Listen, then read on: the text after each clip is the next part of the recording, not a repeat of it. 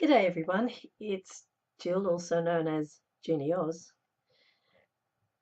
I've been away for 10 weeks. Mr. Genius and I took off on a wonderful journey where we visited many of the places on our bucket list and some other places that just happened to be along the way. We started off in Bangkok and did a 40-day cruise to Rome. It was really exciting to visit some of the places that we'd learnt about in primary school.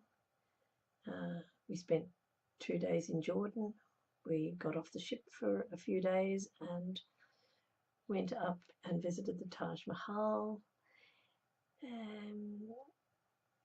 We spent 3 days in Israel, 3 full days.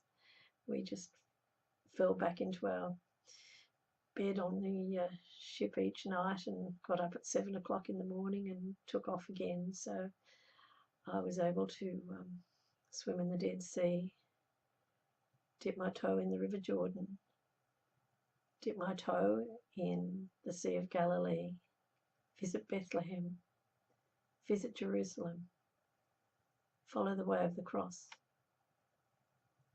For someone who's not particularly religious these days, I still found this the most moving experience. It was just wonderful.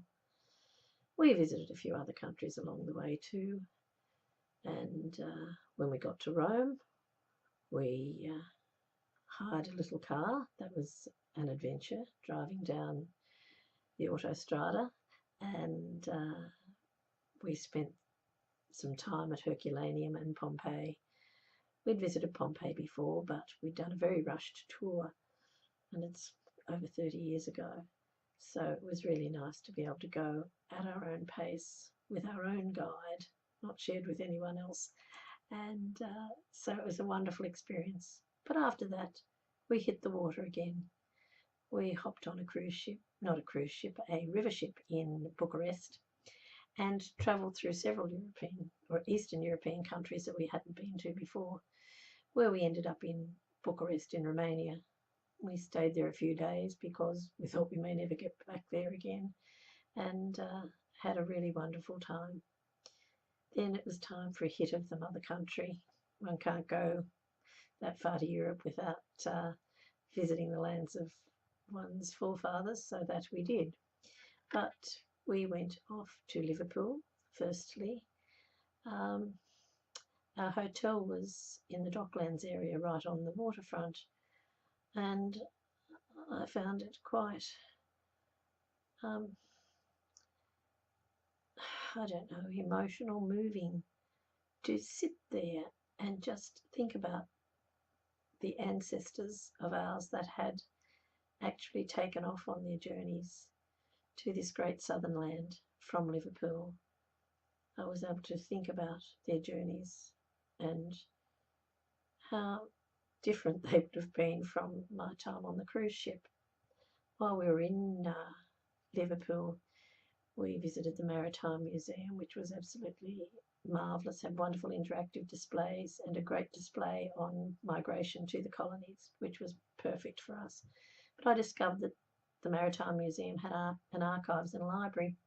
Unfortunately, there was only 45 minutes until the library's closing time when I got there, so I didn't get time to do much work, but I did manage to get one photo of a ship that Mr. GeniAus's grandmother had travelled to Australia on in the early 1900s. So that was a bit of a bonus. I wasn't expecting that from the museum. After Liverpool, we headed down for a few days in London. We went to the National Archives. I caught up with my mate Audrey Collins. She was actually in the foyer when I arrived. I think she'd been looking out for me. But as it turns out, I'd met a couple of Mormons on the railway station at Earl's Court. Normally I don't think people approach Mormons, but I saw these two people in the family search blue shirts, and I went up and spoke to them. I said, "Oh, hello, I go to Salt Lake City every year. Da, da, da, da, da, da, da. You work for Family Search." I think they were quite taken aback that someone was actually approaching them, people from the Latter-day Saints rather than them approaching people. But they were very kind, and they showed me how to get to the National Archives from wherever I was, Earl's Court. So that was nice to have them lead me along the way. But of course, by the time I got to the National Archives, I'm a slow walker. They had tipped Audrey off and said that my friend was on her way. So Audrey was in the foyer ready to meet me. I had a great day at the archives. I managed to download quite a number of the digitised or newly digitised documents. I got a couple of naval records, one for Mr. GeniAus's grandfather and one for my grandmother's first husband, who had both jumped ship. They were both in the British Navy and had both jumped ship just prior to World War I and made their ways to Australia. So now I know where they jumped ship, from which ship they jumped, and when they jumped. So that was really good. That was the best of the documents. I also gathered any document that the archives had to do with one particular surname that I'm considering doing a one-name study for. I just can't decide whether to do that or not. And I looked at a couple of original documents, the best being a petition from my 4 times great-grandfather on behalf of my convict ancestor, who'd been my 3 times great-grandfather.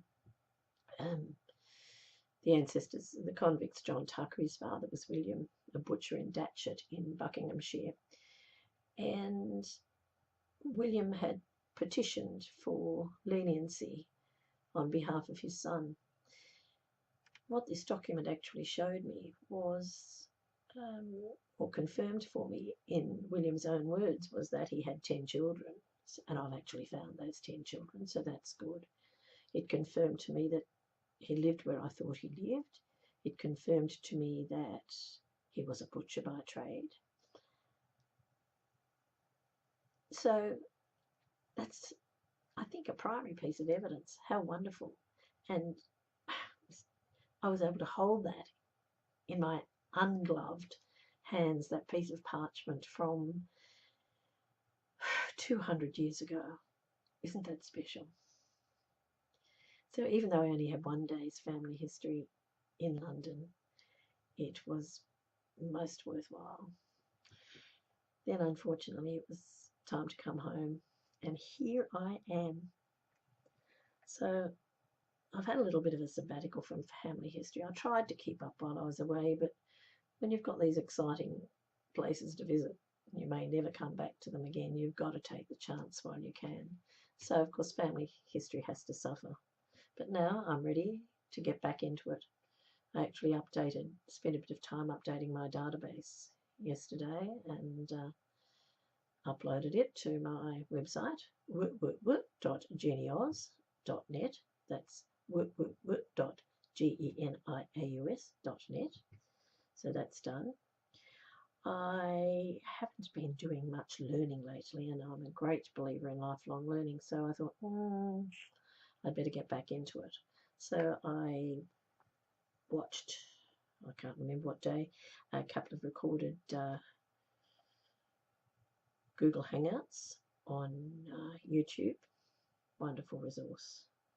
And today, this morning, in between babysitting and going to the Hysterical Society, I joined Dear Myrtle's Wacky Wednesday Hangout as a panelist. So that was great fun. Really sort of blooded me, I suppose, to get into doing Google Hangouts again. I had every intention of doing Hangouts while I was overseas, but unfortunately the internet connections that I had just didn't make that practicable. I suppose if I would have paid for internet, I may have been able to do it, but I was relying on free internet.